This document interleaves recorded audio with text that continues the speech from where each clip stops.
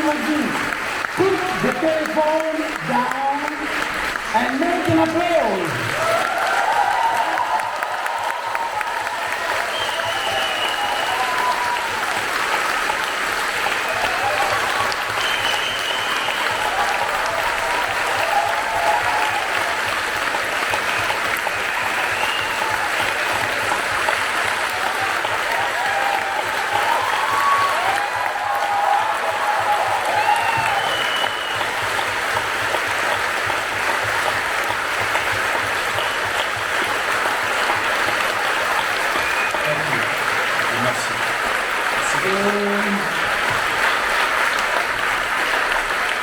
Je vous demande d'accueillir également, qui va mener cet entretien, Didier.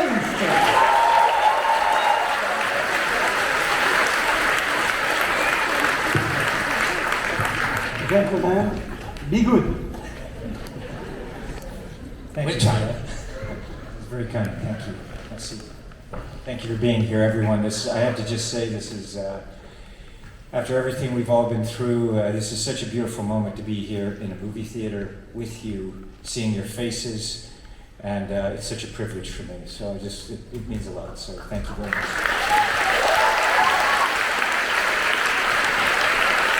And Tom, I think I can say from the mouth of everyone in this theater, thank you so much for doing this. Merci beaucoup. All right, let's start. I'm not going to be the movie by movie studios, and I know that stars don't like that, but I want to talk about cinema. We're in Cannes, so let's talk about that. I had the chance to interview you before, and I remember it was on Valkyrie, I think. I was doing Junkets, there was a technical problem. We started talking about World War II movies, and you knew everything, but not only knowing everything, you spoke about those movies like a real movie fan, like a real movie lover. And I think in my head, this guy is not just a star, he's not just an actor, he's a real cinephile.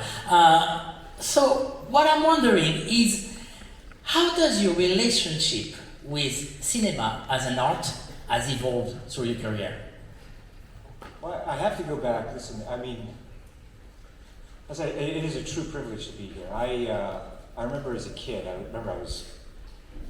was 4 years old, and I wanted to make movies, and I wanted to fly airplanes, and I thought about my life, and I wanted to have an adventure in my life. And I was always a kid that was doing wild things, climbing the tallest trees, and I was very much a dreamer, and constantly writing stories. And as a kid, I would write characters, and I had, when I grew up, I had jobs, not in the movie business, but I had jobs as a kid. Not had to, but we contributed to the family, but I cut grass, shoveled snow. I would sell, I don't know if you have that here, but I'd sell cards door to door, at that time, like Christmas cards or seasonal cards. And I'd save my money and I'd go to the movies, give a little money to the family, and I'd go to the movies, give a little money to go to the movies. And suddenly I'm 18 years old, and we traveled around a little bit when I was growing up. And suddenly I'm making taps. And I realized, this is happening. I'm on a movie set for the first time. I'm 18 years old. And it was really my second film audition, and I got the role, very small role. And I just thought I never went to film school, but I knew movies as a kid. So I knew who Owen Royceman was. I knew who Stanley Jaffe was, Harold Becker. Obviously, we were working with Timothy Hutton and that incredible performance, Ordinary People, at the time. And what I did was I went to every single department and I studied every single department.